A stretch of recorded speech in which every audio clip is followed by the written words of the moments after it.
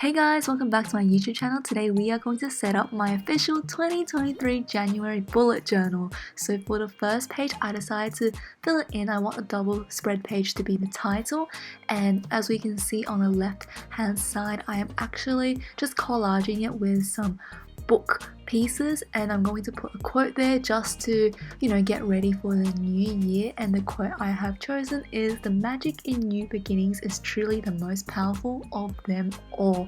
And I purposely did it on a black background to make it stand out. It really doesn't matter, you can choose any quote you want, and I just found this one really fitting for a new start. I used my very handy glue tape and stuck it down after putting them in position, and essentially that makes up the first half of my title page. And on the next slide, it's very similar. It's a collage type. If you watched my original video, I wanted this year to be quite scrapbooky, and what I did was I used one of these kind of paint testers for your room, and I really like the purple color, so I think I'm just going to make the theme for the very first month all purple. And you can see even the pictures I've chosen are all kind of purple and blue hued.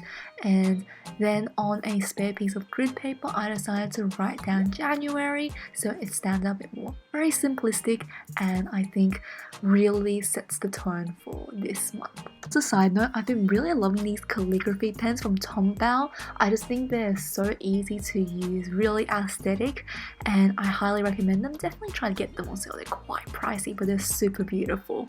And definitely try your best to trim the outside corners. Obviously everything you stuck down won't be perfect in place, so I went around and just traced off the excess, which is why I used glue rather than actual tape for the collages, because I knew I'll cut most of it off.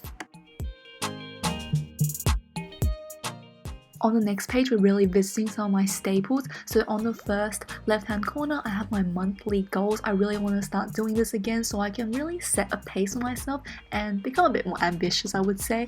I haven't really decided what I'm going to do in it, but this clipboard kind of little picture is quite cute. I think I'll probably split into academic, health, etc. And on the next page, I decided to do my habit tracker.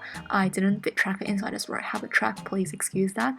And what I did was I printed out the dates for the month on the spare A4 paper and just snipped it out, and I'm going to glue that in. What I'm going to do is, next to each habit, I'm going to have a calendar. Every time I do something, I'll tick it off, and at the end see how much I can do. And on the spare corner, I'm going to have my goals as well as reflections, so how many habits I want to complete and all that jazz. On the next double spread page, I have my monthly spread, which is essentially like a diary, what I need to do for the rest of the 31 days. I know I'm on holidays, so I don't have that many things to do. That's why I split everything into just these two pages. Usually it goes a lot longer. And at the bottom, I also had a space for monthly to do, whether that be water my houseplants twice or clean my desk, all that jazz. I think this is just really helpful, and you'll see me do this in every single month. I absolutely love it and highly recommend it. Really easy for organizing, and I just chucked a little sticker in that spare space to fill up, and I think it looks quite gorgeous. Definitely customize it how you want. I kept it simple. You can definitely doodle around it and all that. For the next double spread page, I decided to do my reading log. I actually forgot to do this at the start of the year, so I'm catching it up now. And essentially it's just to track everything I read throughout the year and keep myself accountable for how much books I'm actually reading, because I always set myself some goals to read throughout the year. I think it's great for boosting knowledge. Just really simple, author title, rating, etc. Really helpful, and I highly recommend to try this if you're a big reader. On the next page, I have my project pan tracker, which if you guys are in the makeup community, it's to try to keep track of how much makeup and how much you use it. And I think this will be really helpful for the coming year, and we'll just track what projects I'm doing, time, and my progress, etc.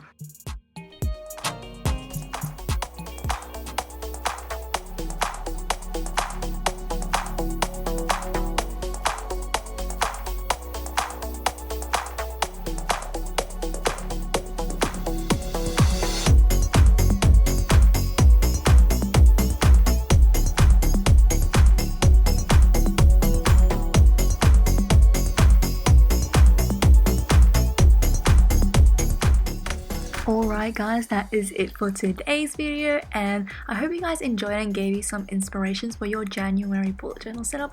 As you can see, this isn't super fancy, and I just kept it to the basics as well as all the most in my opinion, practical spreads, and I think I really tried to cut down on time as well by, you know, having the sticker cutouts and, you know, keeping it just a scaffold and things that you can use daily. Out of everything, I definitely recommend the monthly spread. I think that's really good for picturing it and just a overall diary to track whatever you need to do, and personally loving the logs and just the project trackers. But apart from that, that is it for today's video, guys. I hope you enjoyed it, and I'll see you guys for the next one. Bye!